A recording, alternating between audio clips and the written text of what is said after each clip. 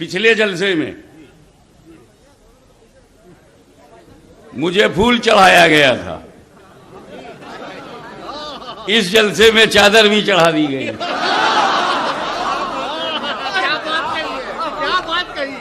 اب وہی لوگ شہر میں سنی ہیں جن پہ دونوں چڑھتے ہو، وہ کہاں سے سنی ہوں گے جو دونوں سے چڑھتے ہوں؟ اگلا سوال ہے، نبی صلی اللہ علیہ وآلہ وسلم نے قبروں پر ٹہنیاں لگائی تھیں، تو کیا ہم قبر پر پھول ڈال سکتے ہیں؟ یہ اسی طریقے سے کہ حجر اسود ہے تو ہم بزرگوں کی چوکھٹ کو چوم سکتے ہیں، قبروں پہ ٹہنی ضرور لگائیں آپ، پھول ڈالنے کی کوئی اصل نہیں ہے، کیونکہ نبی صلی اللہ علیہ وآلہ وسلم کے بارے میں بخاری مسلم میں آتا ہے، ایک سفر میں آپ دو قبروں کے پاس رک کے فرمایا ان دو قبر والوں کو عذاب ہو رہا ہے، ایک پیشاب کے چھینٹوں سے نہیں بچتا تھا، دوسرا چغلی کھاتا تھا۔ پھر آپ نے ایک ٹہنی اپنے مبارک ہاتھوں سے توڑی، اس کے دو حصے کیے، اس پہ ڈال دی، دونوں پہ لگا دی، فرمایا جب تک یہ ہری رہیں گی عذاب میں تخفیف ہوگی۔ اس میں اکثر محدثین کا یہ خیال ہے کہ یہ نبی علیہ السلام کے مبارک ہاتھوں کی برکت ہے، یہ نہیں ہے کہ آپ کسی کی قبر پہ بھی کوئی ٹہنی لگا دیں گے تو عذاب میں تخفیف ہوگی، اور یہ بات زیادہ مضبوط ہے کیونکہ صحیح مسلم میں حدیث ہے کہ ایک حبشی عورت تھی سیاہ فام، مسجد نبوی کی صفائی کرتی تھی، بخاری میں بھی اس کا کچھ حصہ موجود ہے، مسلم میں ڈیٹیل ہے، فوت ہو گئی، صحابہ کرام نے راتوں رات جنازہ پڑھ کے دفنا دیا، 2-3 دن گزرے، آپ صلی اللہ علیہ وآلہ وسلم نے فرمایا وہ عورت نظر نہیں آ رہی جو مسجد کی صفائی کرتی تھی، کہ یا رسول اللہ فوت ہو گئی تھی، ہم نے آپ کے آرام میں اس کو خلل سمجھتے ہوئے آپ کو نہیں بتایا،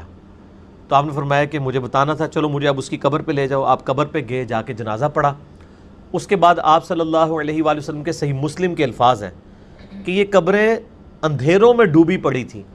میرے جنازہ پڑھنے کی برکت سے اللہ نے ان کو نور سے بھر دیا ہے۔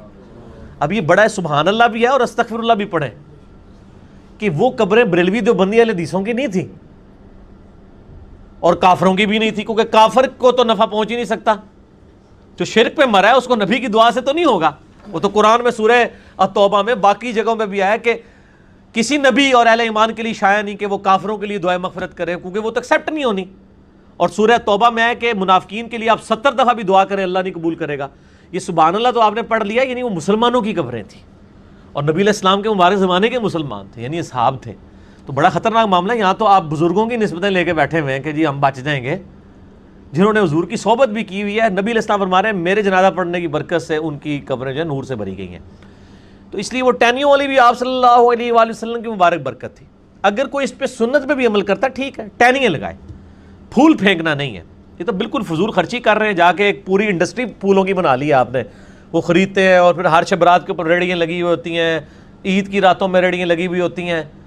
تو ٹہنی تو مفت مل جاتی ہے میرے بھائی، کہیں سے بھی کاٹیں، اور بلکہ جب مردے کو دفنایا جاتا ہے اس وقت بھی اس کے سرانے کی سائڈ پہ کوئی لوگ عموماً ایک لکڑی اور ٹہنی گاڑ دیتے ہیں قبر کی نشاندہی کے لیے، وہ جائز ہے۔